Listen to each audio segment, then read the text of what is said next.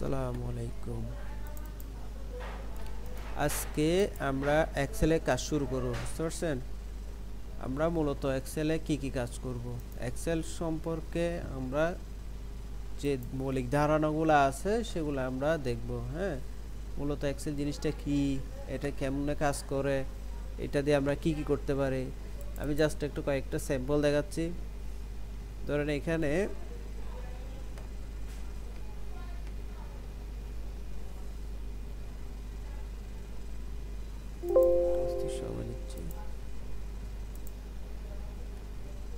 এই যে এখানে একটা বিল দেখা যাচ্ছে,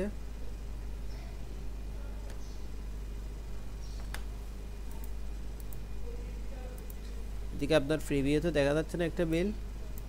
এই যে এই জিনিসটা আমরা কিসের মাধ্যমে বানাইছি, আমরা এটাকে এক্সেলের মাধ্যমে বানাইছি। ঠিক আছে, একটা ব্রাউজারের মতো দেখা যাচ্ছে না, এটা একটা এক্সেলের মাধ্যমে বানানো আছে। এগুলো সবগুলো হচ্ছে ফর্মুলার উপরে, এগুলো সবগুলো থেকেই ফর্মুলা ব্যবহার হয়েছে। ইভেন এখানে যে লেখা আছে 9,980 টাকা অনলি, এই জিনিসটাও কিন্তু ফর্মুলার মাধ্যমে আসছে, এটা কিন্তু আমরা হাতে লিখি নাই।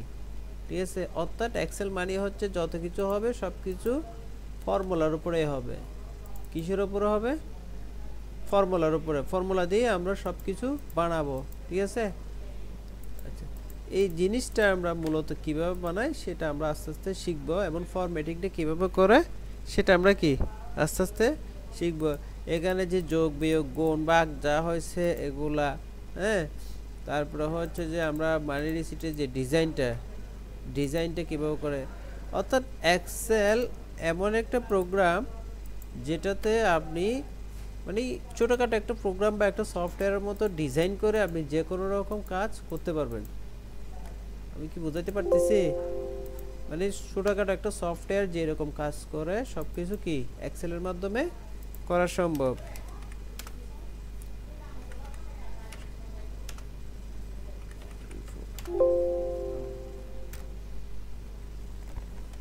দেখেন এখানে আমি আর একটা মার্কশিট ওপেন করছি, মানে এটার মধ্যে এত রকমের প্রোগ্রাম করা হয়েছে যেটা আপনি দেখলে অবাক হয়ে যাবেন। মানে এখানের ভিতরে অনেক ধরনের সিস্টেম, অনেক ধরনের কাজ করা হয়েছে।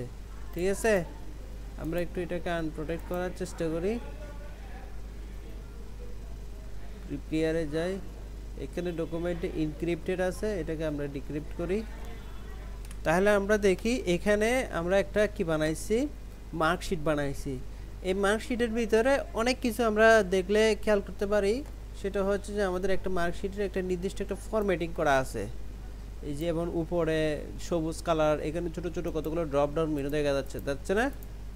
তারপর হচ্ছে এই পুরো মার্কশিট লেখাটা হচ্ছে একটা বক্সের মধ্যে।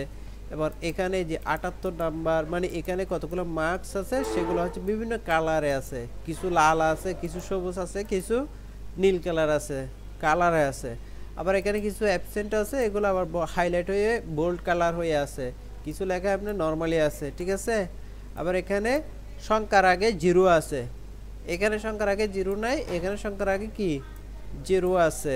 হ্যাঁ, তারপরে হচ্ছে এখানে যে মার্কসগুলো আছে টোটাল, এগুলো কিন্তু এখানে ফর্মুলা আছে কিন্তু এখানে সংখ্যা দেখা যাচ্ছে, তাই না?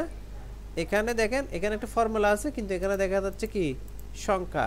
ঠিক আছে, এখানে কত লম্বা একটা ফর্মুলা আছে কিন্তু এখানে জাস্ট একটা লেটার দেখা যাচ্ছে বি, এখানে ডি, এখানে এরকম লেটার গ্রেডগুলো দেখা যাচ্ছে। অর্থাৎ সে মার্কস পাইছে এগুলা, এটার উপরে এই জায়গায় টোটাল শো করতেছে, এই জায়গায় এভারেজ কত পাইছে সেটা শো করতেছে, এবং এই জায়গায় সেটা লেটার গ্রেডটা শো করতেছে। ঠিক আছে, ইভেন সে লেটার গ্রেড অনুযায়ী আবার তাকে সে পাস করলো না ফেল করলো সেটা আবার শো করতেছে। যেমন সে 1 2 3 4 5 বিষয়ে পাস করছে, মানে সে অল বিষয়ে পাস, তাহলে তার রেজাল্টটা হবে পাস।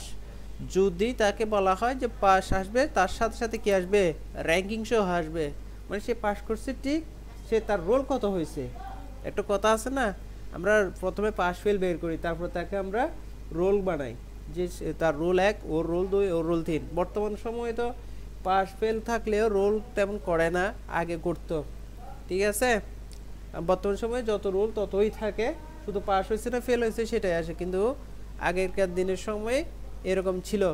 হ্যাঁ, ইভেন অনেক জায়গায় র্যাঙ্কিং করে, সেজন্য আমাকে এই ফর্মুলাটা ইউজ করতে হবে। যেখানে একটা ফর্মুলা ইউজ করা হয়েছে না, হ্যাঁ, সে পাস করছে এবং পাস করে সে 284 নাম্বার পাইছে অল সাবজেক্টে, সেজন্য তার রোল হচ্ছে কত 3।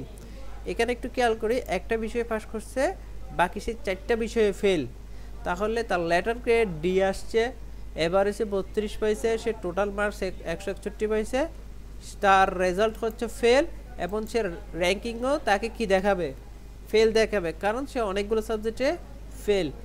এখানে দেখা যাচ্ছে 2টা সাবজেক্টে সে পাস, বাকি 3টা সাবজেক্টে ফেল, তাহলেও তাকে কি দেখাবে, ফেল দেখাবে। এখানে একটু খেয়াল করি, এখানে বলা হচ্ছে সে 3টা সাবজেক্টে পাস, কয়টা, 3টে সাবজেক্টে পাস কিন্তু 2টা সাবজেক্টে ফেল, তখন তাকে বলা হচ্ছে রিপিট, অর্থাৎ সে পরীক্ষাটা আবার দেওয়ার জন্য তাকে কি করা হয়েছে, রিপিট বা রিটেক করার জন্য তার রেজাল্ট শিটে কি আসবে, রিপিট বা রিটেক আসবে, ঠিক আছে। দেন এখানে আমরা একটু খেয়াল করলে দেখতে পারি, সে 4টে সাবজেক্টে পাস, একটা সাবজেক্টে ফেল, তাকেও কি করা হয়েছে, রিপিট বা রিটেক দেওয়ার জন্য একটা ফর্মুলা আসছে না। আচ্ছা, এখানে আমরা একটু খেয়াল করে দেখতে পারি যে সে এক সাবজেক্ট বা 2 সাবজেক্ট যদি ফেল করে তাকে রিপিট দেওয়া হচ্ছে, 2-এর অধিক হলে তাকে কি ফেল দেখাচ্ছে, এবার অল সাবজেক্টে পাস করলে তাকে কি দেখাচ্ছে, পাস দেখাচ্ছে উইথ কি দেখাচ্ছে, র্যাঙ্কিং, ঠিক আছে। এখানে অল সাবজেক্ট পাস, সেজন্য তাকে পাস দেখাচ্ছে এবং র্যাঙ্কিং দেখাচ্ছে। এখানে একটু খেয়াল করি, এই জায়গায় সে টোটাল পাইছে কত, 165, অল সাবজেক্টে পাস, ঠিক আছে, তার রোল 4। এই যেখানে অল সাবজেক্টে পাস 284 পাইছে, তার রোল 3। শর্ত অনুযায়ী এটা মিলছে, তাই না, 84 থেকে 165 বেশি নাকি এটা থেকে এটা বেশি, যেহেতু 165 কম, 284 বেশি, সেজন্য র্যাঙ্কিংয়ে কি। আচ্ছা, তারপর আসতেছে, এখানে আসি আমরা, সে সবগুলো সাবজেক্টে 33 হয়েছে, একটা সাবজেক্টে কি অ্যাবসেন্ট, মানে কি অ্যাবসেন্ট, তাহলেও তার জন্য কি আসবে, রিটেক বা রিপিট আসবে, ঠিক আছে। এখন এই জায়গায় একটু খেয়াল করি, সে অল সাবজেক্ট এগুলো তো সবগুলো 33, 32 এরকম পাইছে, তাই না, এগুলো হচ্ছে র্যান্ডম 80, 85, 60 এরকম পাইছে, র্যাঙ্কিংয়ে তাকে কি আছে, পাস আসছে, এবং 2 সাবজেক্টে। এখন সে 2 সাবজেক্টে 100 মার্কস পাইছে, কত পাইছে, 100 পাইছে, কিন্তু ফেল করছে কয় সাবজেক্টে, সেজন্য তার রেজাল্ট কি আসবে, ফেল। এখানে সে 103 সাবজেক্টে পাইছে, কয় সাবজেক্ট, আমরা যদি টোটালটা যদি হিসাব করি, দেখো 384, হ্যাঁ 364, 296, এগুলোর চাইতে বেশি না, এটার চাইতে বেশি না, যারা পাস করছে তাদের চাইতে বেশি না, তারপরেও কিন্তু তাকে কি দেখানো হয়েছে, ফেল দেখানো হয়েছে।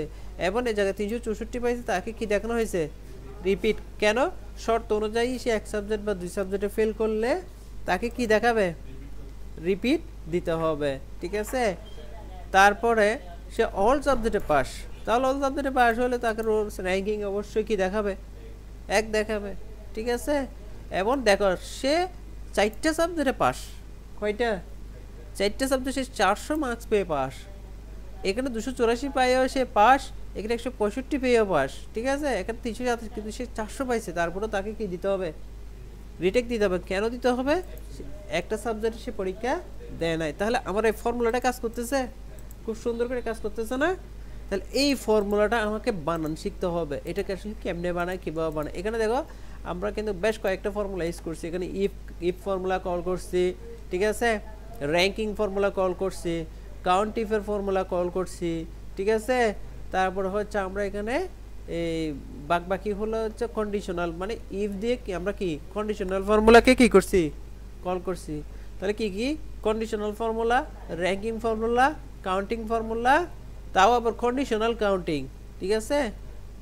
তারপরে এখানে একটু খেয়াল করি, যারা পাস, এখানে আমরা পাস আলাদা করছি না, যারা পাস তারা আসলে কত পেয়ে পাস করছে, এখানে সেটা আলাদা করে আছে, বাকি কিন্তু কিছুই শো করতে থাকে, কিন্তু সবগুলোতে কিন্তু কি রেজাল্ট আছে, এখানে কিন্তু সবগুলোতে ফর্মুলা আছে, দেখছো সবগুলোতে ফর্মুলা আছে, কিন্তু সেখানে কিছুই শো করতেছে না, ঠিক আছে, ফর্মুলা আছে কিন্তু কিছু কি শো করতেছে না, কিন্তু যারা পাস করছে শুধু তাদের সংখ্যাটাই শো করতেছে। আমরা এই জায়গায় একটু খেয়াল করি, এই জায়গায় কি ম্যাক্সিমাম কত পাইছে এই রেজাল্টের মধ্যে ইয়ার মধ্যে ম্যাক্সিমাম কত পাইছে ম্যাক্স কত 500 এখানের মধ্যে ম্যাক্স কত 500 এখানের মধ্যে লোয়েস্ট কত কত 165 লোয়েস্ট কত 165 তাহলে এই একটা শীটের মধ্যে আমরা অনেকগুলা কাজ দেখাইছি একটা হচ্ছে টেবিল ফরম্যাটিং একটা হচ্ছে টেবিল শর্টিং টেবিল ডিজাইন তারপরে হচ্ছে আমরা এই কন্ডিশনাল কালার ঠিক আছে এবং অনেকগুলো ফর্মুলা একসাথে মিলাইয়া আমরা কি এই মার্কশিটটা তৈরি করছি ঠিক আছে আবার মনে করো এখানে যে সাবজেক্টের মার্কসগুলা এখানে সংখ্যা আকারে আছে ভ্যালু আকারে আছে আর এখানে কি আকারে আসছে লেটার গ্রেড আকারে কি আকারে লেটার গ্রেড আকারে এই যে এবিসিডি এগুলো হচ্ছে কি লেটার গ্রেড প্রত্যেকটা লেটার গ্রেডের আবার আলাদা একটা সূত্র আছে দেখছো এই সূত্র দিয়েছি এগুলো এবিসিডি হয়েছে এখানে যদি মার্কস কমে বাড়ে এখানে অটোমেটিক চেঞ্জ হবে সূত্রের মধ্যে যেমন ধরে সে এই জায়গায় অ্যাবসেন্ট হয়েছে আমি যদি এই জায়গায় যদি একটা সংখ্যা চেঞ্জ করি দেখো কালারও চেঞ্জ হয়ে গেছে এখানে রেজাল্টও চেঞ্জ হয়ে গেছে এখানে তার ইয়াটাও চলে আসছে অর্থাৎ এখানে যদি 1 লাখ স্টুডেন্টও থাকে সবার জন্য সূত্র একটাই শুধু সূত্রটা তোমাকে একবার লিখে দিতে হবে বুঝতে পারছো আমি যদি এখানে দেখো 33 লিখি তাহলে 33টা অটো সবুজ হয়ে যাচ্ছে 32 লিখতেছি অটো লাল হয়ে যাচ্ছে ঠিক আছে আমি যদি অ্যাবসেন্ট লিখি তাহলে কালো হয়ে গেছে কিন্তু মোটা হয়ে গেছে আমি যদি সেম অ্যাবসেন্ট এখানে লিখি কিছু হয়েছে যেরকম এরকম বসে আছে আমি যদি এই জায়গায় 32 লিখি কিছু হয়েছে হয় নাই 33 লিখলে কিছু হয়েছে হয় নাই 100 লিখতেছি কিছু হয়েছে হয় নাই তাহলে সবগুলা হচ্ছে ফর্মুলার জাদু কিসের জাদু ফর্মুলার জাদু তাহলে আমরা কি এই ফর্মুলাগুলো শিখতে চাই এগুলা আসলে মজা না অনেক মজাদার বিষয় না এগুলা এক্সেল মানে হচ্ছে মজা এক্সেল মানে হচ্ছে প্রোগ্রাম সূত্রের জিনিসটা আগে তুমি বুঝবা বুঝলে একবার বুঝলে এরপর থেকে তুমি নিজে নিজে সূত্র বানাইতে পারবা কথা জিনিসটা হচ্ছে যে এখানে অনেকগুলো আমরা কন্ডিশনাল ফরম্যাটিং অনেকগুলো সূত্র অনেকগুলো অ্যাপ একসাথে কম্বাইন করে সূত্রগুলো বানাইছি সেই সূত্রগুলো আগে তোমাকে কি বানাইতে হবে এই যে সূত্রগুলো তুমি অনলাইনে ঘেটে ফেলো করতেও হবে না আমি যে সূত্রগুলো ব্যবহার করছি তোমাকে অতটুকু দেখাবে এই এখান থেকে এতটুকু হচ্ছে এই কাজের জন্য এতটুকু হচ্ছে এই কাজের জন্য কিন্তু এত পুরো একটা কম্বিনেশন সূত্র রেডিমেড তুমি কোথাও পাবো না সেটা তোমাকে বানাইতে হবে অ্যাকর্ডিং টু ইউর ওয়ার্ক ঠিক আছে তোমার কাজ অনুযায়ী তোমাকে কি করতে হবে সূত্র তৈরি করতে হবে ঠিক আছে যেমন ধরো এখানে এফ লিখলে লাল আসতেছে হ্যাঁ এবং এফটাও নিজে নিজে আসতেছে কিসের মাধ্যমে সূত্রের মাধ্যমে যেমন ধরো আমি এই যে সে 78 এ মাইনাস পাইছে না আমি 78 কে যদি 100 করে দিই দেখো এখানে এ প্লাস হয়ে গেছে হ্যাঁ এখানে যদি 32 করে দিই এখানে এফ চলে আসছে আমি চেঞ্জ করতেছি এখানে সমস্যা চেঞ্জ হচ্ছে এখানে এখানে এখানে সব জায়গায় চেঞ্জ হয়ে যাচ্ছে ঠিক আছে দেখো আমি আবার এটাকে 80 করে দিলাম দেখো এই জায়গায় চেঞ্জ হয়েছে এই জায়গায় চেঞ্জ হয়েছে এই সূত্রগুলো চেঞ্জ মানে এখান থেকে শুরু করে সবগুলো জায়গায় চেঞ্জ হয়েছে ঠিক আছে তো এই জিনিসগুলো আমরা আসলে আস্তে আস্তে কি করব শিখব ইভেন এখানে একটা জিনিস খেয়াল করে দেখো এ প্লাস অর্থাৎ এই সারের মধ্যে এ প্লাস কয়জনে পাইছে এই তারপরে হচ্ছে এ কয়জনে পাইছে এ মাইনাস কয়জনে পাইছে এগুলো আবার আলাদাভাবে তুমি কি কাউন্ট করাইতে পারবা মানে এ প্লাস এখানে টোটালের মধ্যে এ প্লাস কয়জনে পাইছে এই পুরো শীটের মধ্যে কি কয়জনে এ প্লাস পাইছে এখানে এ প্লাস কয়জনে পাইছে তুমি গুনতে পারবা বসে বসে গুনতে গেলে ভুল হইতে পারে না যদি 10,000 স্টুডেন্ট হয় যদি বলা হয় তোমাকে এখানে এ প্লাস কয়জনে পাইছে একটু গুনে দেখাও তো 10,000 স্টুডেন্টের মধ্যে এ প্লাস গুনতে গেলে তো তোমাকে 500 বার গুনতে হবে কারণ ভুল হওয়ার চান্সেস বেশি অথবা সবগুলোতে ভুল না করে করে গুনতে গেলে অনেক সময় কি হয় সময়ের দরকার কিন্তু সূত্র ব্যবহার করবা দেখবা যে ওয়ান ক্লিকের মধ্যে দেখো কত ছোট্ট ছোট্ট সূত্র ব্যবহার করলে সে ওয়ান ক্লিকের মধ্যে দেখো এই একটা ছোট্ট এতটুকু একটা সূত্র ব্যবহার করছি সে ওয়ান ক্লিকের মধ্যে তোমাকে কি রেজাল্টটা দিয়ে দিবে ঠিক আছে তাহলে এই জিনিসগুলো একটা অনেক মজাদার না আচ্ছা তাহলে এটা তো গেল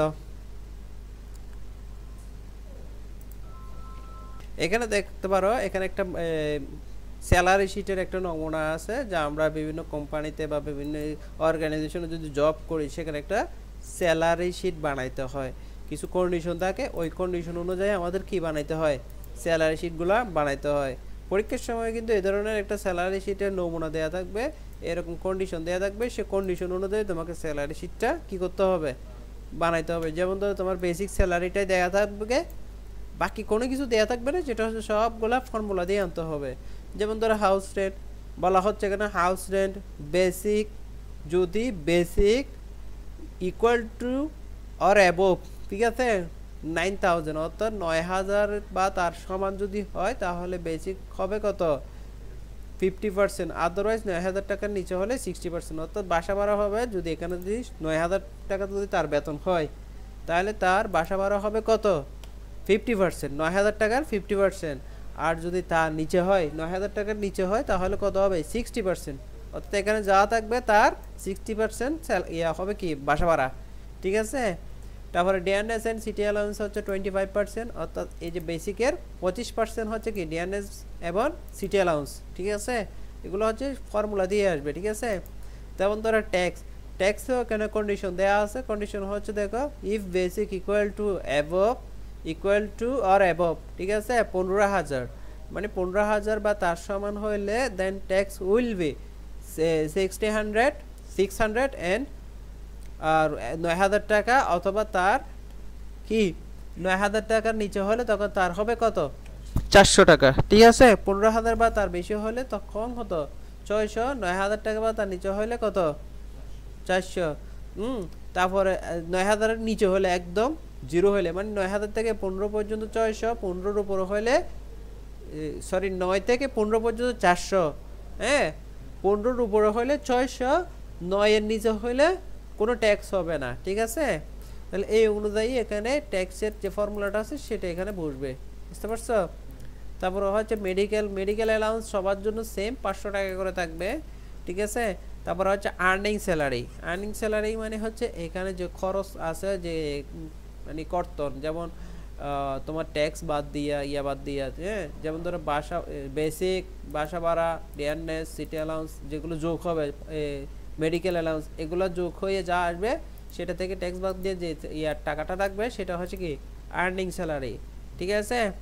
মানে ইনকাম হচ্ছে কোনটা, বেসিকটা ঢুকবে তার অ্যাকাউন্টে, হাউস রেন্ট ঢুকবে, ডিএনএস অ্যালাউন্স ঢুকবে, সিটি অ্যালাউন্স ঢুকবে, মেডিকেল অ্যালাউন্স ঢুকবে, ট্যাক্স তো তার থেকে কাটবে, সেজন্য এটা মাইনাস হয়ে যাবে, ঠিক আছে। এটা বাদ দিয়ে যেটা থাকবে সেটা হচ্ছে তার কি আর্নিং স্যালারি, ঠিক আছে। তারপর হচ্ছে বেনিভোলেন্ট ফান্ড, অনেক সময় কোম্পানিতে চাকরি করলে অনেক রকম ফান্ডের অপশন থাকে, প্রভিডেন্ট ফান্ড, বেনিভোলেন্ট ফান্ড, ঠিক আছে। এই ফান্ডের টাকাটা তার বেতন থেকে অটোমেটিক কেটে রাখবে, যখন সে চাকরি থেকে চলে আসবে, চাকরি ছেড়ে দিবে বা রিটায়ার্ডে যাবে, তখন তাকে সবগুলা জমিয়ে একসাথে সে টাকাটা দেয়া হয়, ঠিক আছে। তাহলে প্রভিডেন্ট ফান্ড, বেনিভোলেন্ট ফান্ড, এখানে শর্ত দেওয়া আছে। প্রভিডেন্ট ফান্ড হচ্ছে 15% বেসিকের, আর বেনিভোলেন্ট ফান্ড হচ্ছে 50 টাকা করে সবার জন্য সমান, ঠিক আছে। বেনিভোলেন্ট ফান্ড হচ্ছে যে কোম্পানিতে বিভিন্ন রকম ইয়া থাকে না, যে একটা চাঁদা সিস্টেম, ইয়ার সিস্টেম, ওইটা দিয়ে মানে বিভিন্ন রকম চিকিৎসার কাজ বা বিভিন্ন উন্নয়ন কাজে এগুলো ইউজ করে, হ্যাঁ। আচ্ছা, তারপরে হচ্ছে লোন ইনস্টলমেন্ট। তুমি যদি কোম্পানিতে চাকরিরত অবস্থায় কোনো টাকা যদি লোন নিয়ে থাকো, সে লোনেরও একটা কি কলার রাখতে হবে, কারণ কোম্পানিতে থাকলে লোন নেবে স্বাভাবিক, হ্যাঁ। স্যালারি শিট এমনভাবে বানাইতে হবে যাতে তোমার স্যালারিতে যাতে অন্য কারো হাত দিতে না হয় বা অন্য কোনো প্রশ্ন তাতে না থাকে।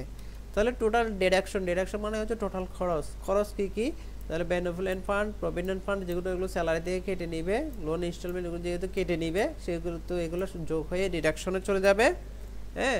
তারপর হচ্ছে নেট স্যালারি হচ্ছে যা ইনকাম এবং খরচ, ইনকাম থেকে খরচ বাদ দিয়া যেটা থাকবে, যেটা তোমার পকেটে ঢুকবে সেটা হচ্ছে তোমার কি নেট স্যালারি, ঠিক আছে। তারপর এখানে আছে স্পেল নাম্বার, এখানে একটা সূত্র দেয়া আছে, সেই সূত্রটা হচ্ছে তুমি এখানে যে ফিগারটা আসবে সে ফিগার লিখিত আকারে এখানে আসবে। এই মুহূর্তে এটা আসতেছে না, কারণ হচ্ছে যে এখানে যে ফর্মুলাটা অ্যাড করা হয়েছে সেটা এখানে ইনস্টল করা হয় নাই। এই যে স্পেল নাম্বার, এই জিনিসটা তুমি যদি ইনস্টল করে দাও তাহলে তোমার ওই লেখাটা কথায় চলে আসবে, বুঝতে পারছো নাকি বুঝো নাই? আচ্ছা, তাহলে এটা আমরা একবার একটু ওপেন করে একটু ম্যাক্রোটা এনেবল করে দিয়েছি। দেন আমরা এটা সেভ করার সময় অবশ্যই স্পেল নাম্বার এটা আমরা কি দিয়ে সেভ করব, মাইক্রো মোডে সেভ করব। মাইক্রো মোডে সেভ করলে দেখবে যে এটা কথায় লেখাটা চলে আসবে। মাইক্রো মোডে যদি সেভ না করি তাহলে কিন্তু কথায় লেখাটা আসবে না, ঠিক আছে। আচ্ছা, এখানে একটা আছে এই যে XLXS-M যেটা আছে সেটা কোন মোডে আছে, ম্যাক্রো মোডে আছে, ঠিক আছে। যেমন ধরো এখানে লেখা আছে দেখো BDT 2,11,907 টাকা অনলি, দেখছো এটা ম্যাক্রো মোডে, এটা লেখাটা কিন্তু অটো চলে আসছে। হ্যাঁ, এটা একটা সূত্র, এখানে কিন্তু কোনো রকম কি লেখা নাই। তুমি এখানে কোনো কিছু চেঞ্জ করো দেখবে এটা চেঞ্জ হয়ে যাবে। যেমন ধরো 10,000 এটাকে তুমি 11,000 করে দিলাম 11,000, ঠিক আছে। দেখো এখানে কি আসছে, এখানে যে মাইক্রো মোডের যে স্পেল নাম্বারের লোকেশনটা আছে ওই লোকেশনে মনে হয় ম্যাক্রোটা নাই, যার কারণে এটা কি চেঞ্জ হচ্ছে না।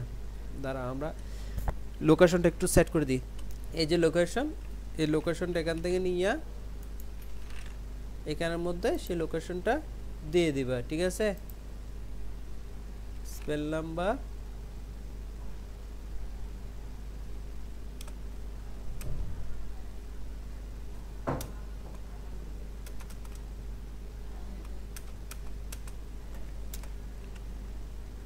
আমরা দিয়ে দিলাম।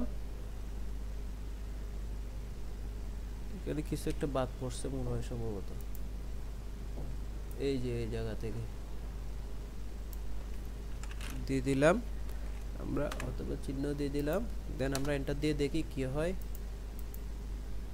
এটাকে সেভ করতে হবে ম্যাক্রো মোডে, ঠিক আছে।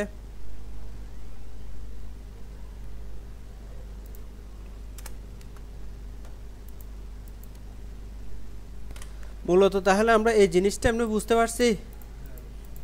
আচ্ছা, তাহলে এই জিনিসটা আমরা বানানো শিখবো আস্তে ধীরে, ঠিক আছে। তারপরে হচ্ছে যে আমরা আর কি কি শিখবো, এই যে বিল ক্যাশ মেমো এই জিনিসটা বানানো শিখবো। এই যে এটা শো করতেছে, ঠিক আছে। এই জিনিসটা আমরা আস্তে আস্তে কি বানানো শিখবো, বুঝতে পারছেন। এগুলো সবগুলো হচ্ছে এক্সেলে করা, প্রত্যেকটা জিনিস এক্সেলে করা। হ্যাঁ, তারপরে আরও আছে, যেমন ধরো এটা একটা অ্যাটেন্ডেন্স শিট, কোথায় গেল অ্যাটেন্ডেন্স শিটের মধ্যেই আসছে কেন, দেখছেন চেঞ্জ করে ফেলছে। এটা হচ্ছে আরেকটা সবচেয়ে মজাদার একটা সফটওয়্যারের মতো। এটা হচ্ছে আমরা বিভিন্ন কোম্পানিতে বা বিভিন্ন শপে বা বিভিন্ন শপিং মলে কোনো একটা জিনিস যদি সেল করি, হ্যাঁ, ওই সেল করলে সেল অনুযায়ী আমরা যদি এখান থেকে আইটেম নেমটা যদি সেট করে দিই, ওই নেম সেট করে এখান থেকে যদি পারচেজ দিই, সেই নেমটা অনুযায়ী আমাদের এই লিস্ট এখানে এসে সেই জিনিসটা অ্যাড হয়ে যাবে, বুঝছেন।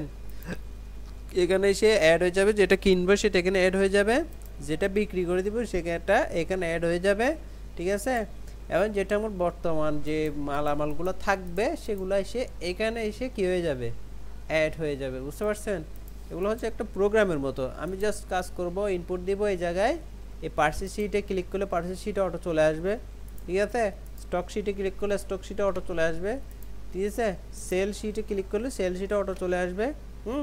তারপরে এখানে কোনো কিছু যদি লিখে ইনপুট দিই সেগুলো এখানে চলে আসবে, ঠিক আছে। এখানে অটোমেটিক নাম্বার রো অ্যাড হয়ে যাবে, নাম্বার অ্যাড হয়ে যাবে। হ্যাঁ, মানে সব কিছু নতুন একদম জেনারেটিভভাবে অটোমেটিক সব কিছু অটো হয়ে যাবে, বুঝছেন। তারপরে হচ্ছে এটা একটা ব্যাংক স্টেটমেন্ট। আমরা বিভিন্ন ব্যাংকের মধ্যে যে হিসাবটা হয় আর কি, টাকা পয়সা ব্যাংকের মধ্যে জমা দিই না, জমা দিলে ডেবিট কীভাবে হয়, ক্রেডিট কীভাবে হয়, ডেবিট ক্রেডিট হয়ে ব্যালেন্স কীভাবে হয়, ঠিক আছে। প্রত্যেকটা জিনিস কি ব্যাংক স্টেটমেন্টে কীভাবে কাজ করে সেটা এখানে কিছু ডেমো দেওয়া আছে, ঠিক আছে। তারপর হচ্ছে আমরা এক্সেলের মাধ্যমে কীভাবে বিদ্যুৎ বিল বাইর করব। হ্যাঁ, বিদ্যুৎ বিল আমরা সবাই বিদ্যুৎ বিল দিই না, সে বিদ্যুৎ বিল কীভাবে দেবো সেগুলো আমরা এখান থেকে কি নির্বাচন করা শিখব, ঠিক আছে। তারপরে হচ্ছে যে এই বাউচারটা আমরা কীভাবে বানাইছি, কোন ফরম্যাটে বানাইছি, বাটন টাটন এগুলো কীভাবে বানাইছি, প্রত্যেকটা জিনিস আমরা এখান থেকে আস্তে আস্তে কি শিখবো, ঠিক আছে। তারপরে হচ্ছে এখানে আরও থাকবে যেমন কারেন্সি কনভার্টারটা হচ্ছে ধরো তোমার কাছে $530 আছে, তুমি কোন দেশে গেলে কত টাকার মালিক, ঠিক আছে? তুমি বাংলাদেশে গেলে কত টাকার মালিক, শ্রীলঙ্কা গেলে কত টাকার মালিক, অর্থাৎ তোমার ডলার অনুযায়ী এখানে ডলার রেট অনুযায়ী কি হবে, পরিবর্তন হবে। হ্যাঁ, যেমন বাংলাদেশের পরে টাকা চিহ্ন আসছে, শ্রীলঙ্কার পরে RS লেখা আসছে, ইন্ডিয়ার আগে রুপি লেখা আসছে, যে সিম্বলগুলা সেগুলো এখানে যেভাবে আসছে সেভাবে দেখা যাচ্ছে, ঠিক আছে? তারপর হচ্ছে ডাটা ভ্যালিডেশন, এগুলা ওই ইয়ার মধ্যে এই মার্কশিটে বা বিভিন্ন ইয়ার মধ্যে দেখাই দিব, ঠিক আছে? তারপর হচ্ছে যে ডাইনামিক স্টক তো দেখাইলাম। হ্যাঁ, আচ্ছা, তারপর হচ্ছে এক্সেলের মধ্যে এটা কি এমপ্লয়ার লিস্ট বা বিভিন্ন এই চ্যাটগুলা, ওই যে চার্ট তোমাদের ওয়ার্ডের মধ্যে দেখাইছিলাম না, চার্টগুলা কীভাবে অ্যাড করে। হ্যাঁ, এগুলো আমরা এখান থেকে আস্তে আস্তে দেখবো, ঠিক আছে? তারপর হচ্ছে তুমি চাইলে এক্সেলের মাধ্যমে ক্যালেন্ডার বানানো শিখতে পারো, ক্যালেন্ডার কীভাবে বানায়। হ্যাঁ, তারপর ফর্ম কীভাবে বানাই এক্সেলের মাধ্যমে, ঠিক আছে? খুব সুন্দর সুন্দর ফর্ম, মানে তুমি বিভিন্ন স্কুল কলেজ যদি হও, তুমি একটু ফর্মের ডিজাইন যদি করো, ডাটাবেস অ্যাক্সেস শিখা লাগে না, তুমি এক্সেলের মাধ্যমে তুমি সরাসরি অটো ফর্ম বানাইতে পারবা। অর্থাৎ তুমি এখান থেকে জাস্ট নামটা সেট করবা, এই নাম অনুযায়ী এখানে ডাটাগুলো চেঞ্জ হয়ে যাবে, তার পিতা মাতা যা যা আছে সব কিছু অটো চেঞ্জ হয়ে যাবে, ঠিক আছে? এগুলো সব কিছু আমরা কোথায় আস্তে আস্তে একটা একটা কি শিখবো, ঠিক আছে? আচ্ছা, তারপরে হচ্ছে আমরা মার্কশিটটা দেখাইছি। তারপর হচ্ছে প্রোডাক্ট সেল, যে আমরা কোন একটা যদি কোম্পানিতে, যেটা মানে যেখানে কোন একটা প্রোডাক্ট থাকে আর কি, বিক্রয় হয়, শপিং মল বা বিভিন্ন কোম্পানিতে অনেক সময় অনেক ধরনের জিনিস থাকে না, যে বিক্রি করলে সে কোন মাসে কত টাকার বিক্রি করলো।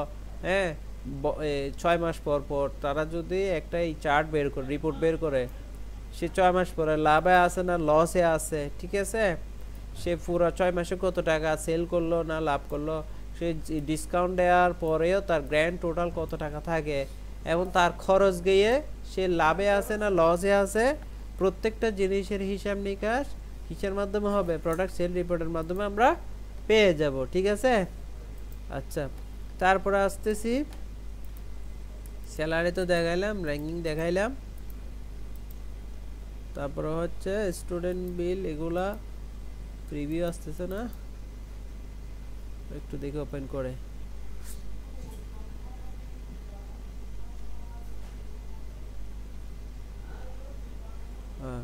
এটা জাস্ট কোন একটি স্কুল কলেজের যে ইয়াগুলা থাকে, মানি রিসিট থাকে, সেই মানি রিসিট অনুযায়ী তোমরা যদি কোনো একটা বিল বানাইতে চাও, সেই বিলগুলো তোমরা কিভাবে বানাবা সেটার একটা ফরম্যাট, ঠিক আছে? তুমি এক জায়গায় ফরম্যাটিং করবা, বাকিগুলো জায়গায় অটোমেটিক ফরম্যাটিংটা হয়ে যাবে যদি তুমি এভাবে বানাতে চাও, ঠিক আছে? আচ্ছা, তারপরে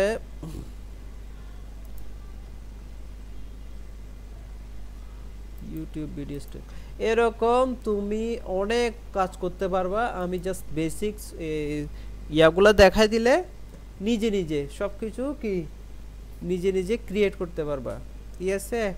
আমরা ফার্স্টে শুরু করব কিছু বেসিক নলেজ দিয়ে, বেসিক জিনিস দিয়ে, সেটা হচ্ছে যে আমরা এক্সেলের মধ্যে কিভাবে অটো নাম্বার সেট করে, কিভাবে যোগ করে, কিভাবে বিয়োগ করে, কিভাবে গুণ করে, কিভাবে ভাগ করে। হ্যাঁ, যে বেসিক জিনিসগুলো আমরা সেগুলো দিয়ে শুরু করব, ঠিক আছে? তাহলে আমরা এক্সেল ওপেন করার জন্য আমরা মূলত কি করব? প্রথমে আমরা নিউতে যাব। কোথায় যাব? নিউতে যাব। আমি ভিডিওটা নতুন করে করি। হ্যাঁ,